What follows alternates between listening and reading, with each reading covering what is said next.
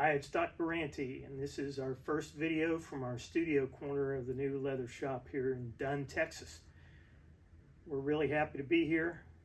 Went from a 200 square foot workshop in Pennsylvania to a 1,200 square foot shop here in Texas. We've got room for more employees, which we are bringing people on and getting trained. So stay tuned, big things coming from Texas. Wanted to take the chance here to show you some of our new offerings. Starting off, we've got this previously introduced Texas Border Special. This rig consists of a money style gun belt, double mag pouch, our Border Ranger holster, or our Brazos model, depending on your preference of open or exposed trigger. This rig was inspired by Sheriff Jim Wilson, who carried a similar rig when he was sheriff of Crockett County. His rig was built by the late Texas Ranger Tall Dawson. Tall was pretty handy with leather, and he made gear for many law enforcement officers around the state of Texas, Texas Rangers, sheriffs, other police officers that wanted his gun leather, and we're proud to offer a rig similar to what he did. Another item we have new this year is our Texas Tuck. The Texas Tuck holster allows you to carry your holster inside the waistband and tuck your shirt in over top of the gun, or you can wear it as a conventional inside the waistband and just use a cover garment. We introduced it initially for the Browning High Power in the 1911, and as you can see here, this is a Springfield Armory SA-35, and does a fine job concealing that large of a gun.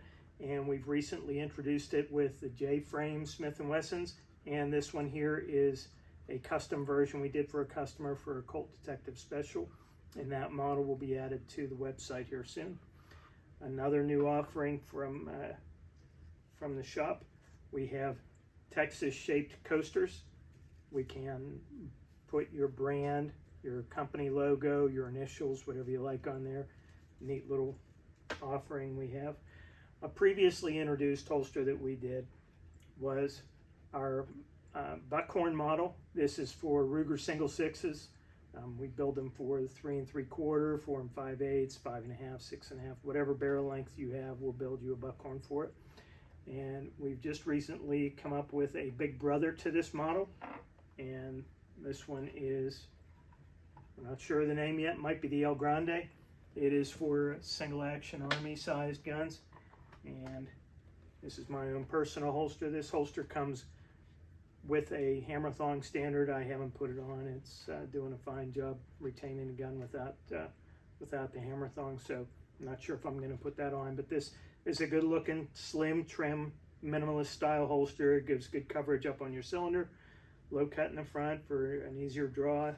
It's cut lower than the top edge of your belt, so you can clear leather sooner. It's nicely fitted to the gun, and this one is rough out. Kind of like the rough out look, but if somebody wants smooth leather, I guess I can do it that way too. We'll be bringing out more gun leather here in the future, more Texas inspired gear. This little corner you're going to see in more videos. This is our little round table. This table was built by my father many years ago, and it's got a proud place here in the corner of our shop, and will be in all of our videos. But I'll be bringing in guests, whether it's customers, friends, industry guests, and we'll be doing videos either talking about old timers like Skeeter Skelton up here. This photo, by the way, was given to me by Bart Skelton. It's a previously unpublished photograph of his dad, and pretty proud to have that hanging up in the shop. I've got some of my gun leather here. There'll be more stuff hung up here as I dig it out, still trying to find everything after our move. I've got this saddle fender that came out of the SD Meyer shop. This came from my good friend Mike Madbo Hutira. Here's a rig I built for Madbo many years ago, and he's now proudly hanging in the corner of my shop. Sure do miss that fella. Another cool item that I've got in the shop here right now, this rig actually belonged to Skeeter Skelton. It was part of his estate sale, and a good friend of mine purchased this when Skeeter's gear went up for auction, and he needs to have the belt stretched a little bit. It seems the leather shrank, so I'm going to add a couple inches on there for him. The neat thing about this rig, it was one of several rigs that were built for Skeeter by Thad Ribka. Thad's a legend in the gun leather industry, and this classic Ribka rough out and smooth leather combination, just a really neat piece of 6-gun history, and proud to have it in the shop, and I'll be sure to treat it with care and get it back to my buddy soon. That's it for this video. We'll be back with more. Like I said, we'll get some guests in here with us, and look forward to seeing y'all in the future.